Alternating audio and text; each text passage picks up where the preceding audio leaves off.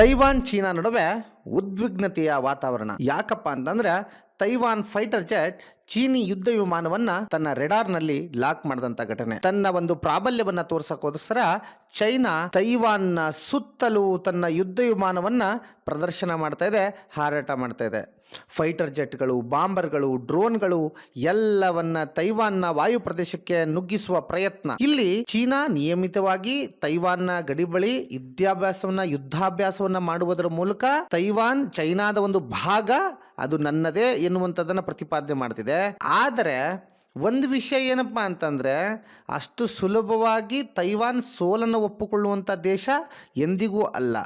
ಅದು ಈ ರೀತಿ ಹಾರಾಟ ಮಾಡುವ ಸಂದರ್ಭದಲ್ಲಿ ತನ್ನ ಒಂದು ROCAF ಫೈಟರ್ ಜೆಟ್ ಅಂತಂದ್ರೆ ಅಮೆರಿಕಾದಿಂದ ಪಡೆದುಕೊಂಡಂತಹ F-16 ಅನ್ನ ಅದು ಆಕಾಶದಲ್ಲೇ ಹಾರಾಡೋದಕ್ಕೆ ಬಿಡುತ್ತೆ. ಎರಡು ಯುದ್ಧ ವಿಮಾನಗಳು ಮುಖಾಮುಖಿ ಆಗ್ತವೆ. ಅಂದ್ರೆ ಇಲ್ಲಿ ಚೈನಾ ತನ್ನ ಕಡೆಯಿಂದ J-16 ಇದೇ ಯುದ್ಧ ವಿಮಾನವನ್ನ ಪಾಕಿಸ್ತಾನದವರಿಗೂ ಕೂಡ ಕೊಟ್ಟಿದೆ. ಅದು ಭಾರತದ ವಿರುದ್ಧ ಅದನ್ನು ಬಳಸ್ತಾನೆ ಇದೆ. ಇಂಥ ಒಂದು ಅಡ್ವಾನ್ಸ್ಡ್ ಯುದ್ಧ ವಿಮಾನವನ್ನ ಅಲ್ಲಿ ಬಳಸ್ತಾ ಇರೋಂಥ ಸಂದರ್ಭದಲ್ಲಿ ಅಮೆರಿಕಾದಿಂದ ಕೊಡಲ್ಪಟ್ಟಂತಹ F-16V ಎನ್ನುವಂತ ಯುದ್ಧ ವಿಮಾನ ಚೀನಿ ವಿಮಾನವನ್ನ ಲಾಕ್ ಮಾಡಿಬಿಡುತ್ತೆ. ಆದ್ರೆ ಇನ್ನೊಂದು ರೋಚಕ ಮಾಹಿತಿ ಅಂದ್ರೆ ಅದು ಲಾಕ್ ಆಗಿರೋದು ಕೂಡ ಅದಕ್ಕೆ ಗೊತ್ತೇ ಇಲ್ಲ. ಹಾಗಾದ್ರೆ ತೈವಾನ್ ಮನಸ್ಸು ಮಾಡಿದಿದ್ರೆ, ಒಂದೇ ಒಂದು ಬಟನ್ ಅನ್ನ ಕ್ಲಿಕ್ ಮಾಡಿದಿದ್ರೆ ಆ ಯುದ್ಧ ವಿಮಾನ ಅಲ್ಲೇ ಧ್ವಂಸ ಆಗಿ ಹೋಗ್ತಿತ್ತು. ಸ್ನೇಹಿತರೆ, ಅಮೆರಿಕನ್ ಟೆಕ್ನಾಲಜಿ ಮುಂದೆ ಚೈನಾ ಮಂಡಿ ಊರ್ಬೇಕಾಗತ್ತೆ ಅನ್ನೋದನ್ನ ಮತ್ತೊಮ್ಮೆ ಅಲ್ಲಿ ಪ್ರೂವ್ ಮಾಡಲಾಗಿದೆ. ಇದೇ ಯುದ್ಧ ವಿಮಾನವನ್ನು ತೋರಿಸಿ ತಾನೆ ಭಾರತೀಯರಿಗೆ ಭಯವನ್ನ ಹುಟ್ಟಿಸುವಂತ ಪ್ರಯತ್ನ ಮಾಡ್ತಿರೋದು. ಆಪರೇಷನ್ ಸಿಂಧೂರ್ನ ಸಮಯದಲ್ಲಿ ಅವರು ಕೊಟ್ಟಂತಹ ಮಿಸೈಲ್ ಯಾವ ರೀತಿ ಬಂದು ಭಾರತದಲ್ಲಿ ಬ್ಲಾಸ್ಟ್ ಆಯಿತು ಅನ್ನೋಂಥದ್ದು ನಿಮಗೆ ಇದಕ್ಕಿಂತ ಕ್ಲಿಯರ್ ಆಗಿ ಹೇಳೋಂಥ ಅವಶ್ಯಕತೆ ಇಲ್ಲ ಅಂತ ಅನ್ಕೊಂತೀನಿ. ಒಂದು ಬಟನ್ ಒತ್ತಿದಿದ್ರೆ ಮಿಸೈಲ್ ಹಾರಿಸ್ಬೋದಿತ್ತು, ಅದರ ಮೂಲಕ ಆ ದೇಶವನ್ನು ನಾಶ ಮಾಡ್ಬೋದಿತ್ತು, ಅಥವಾ ಆ ಯುದ್ಧ ವಿಮಾನವನ್ನು ನಾಶ ಮಾಡ್ಬೋದಿತ್ತು. ಆಕಾಶದಲ್ಲಿ ಈ ಥರದ ಒಂದು ತಪ್ಪು ನಿರ್ಧಾರ ತೈವಾನ್ ಮಾಡಲಿಲ್ಲ.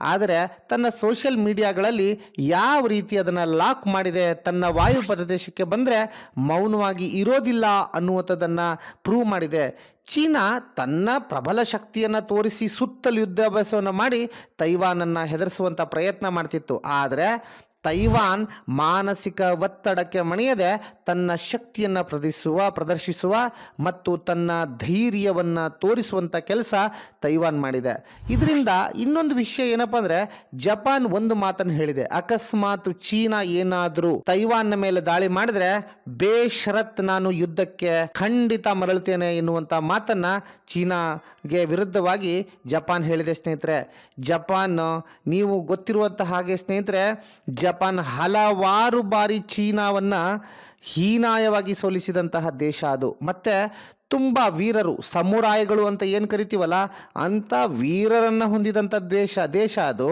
ಆ ದೇಶದ ಮೇಲೆ ಕೂಡ ಇವರು ಹಲವಾರು ಬಾರಿ ತಮ್ಮ ಗಡಿಯನ್ನು ಉಲ್ಲಂಘನೆ ಮಾಡುವಂಥ ಪ್ರಯತ್ನವನ್ನು ಮಾಡಿರ್ತಾರೆ. ಇವರಿಗೆ ಬದ್ಧ ಶತ್ರುಗಳಾಗಿ ಅವರ ರಚನೆ ಆಗಿರ್ತಾರೆ. ಅದು ಕೂಡ ಈ ರೀತಿ ಹೇಳುತ್ತೆ. ಅಮೆರಿಕದ ಪಡೆಗಳು ಕೂಡ ಅಲ್ಲೇ ಇರ್ತವೆ. ಆದರೆ ಇವುಗಳೆಲ್ಲ ಆಚೆ ತೈವಾನ್ ತೋರಿಸಿದಂಥ ಧೈರ್ಯವನ್ನು ಎಲ್ಲರೂ ಮೆಚ್ಚಲೇಬೇಕು ಸ್ನೇಹಿತರೆ. ಯಾವ ರೀತಿ ಅದು ಲಾಕ್ ಮಾಡ್ತಲ್ಲ, ಅದನ್ನು ಬಹಳ ಅದ್ಭುತವಾಗಿ ಪ್ರಪಂಚದವರಿಗೆ ಮುಂದಿಟ್ಟಿರುವ ಪ್ರಯತ್ನ ಮಾಡಿದೆ. ಇದೇ ರೀತಿಯ ಹಲವಾರು ಸುದ್ದಿಗಳೊಂದಿಗೆ ನಿಮ್ಮ ಮುಂದೆ ಬರ್ತೀನಿ.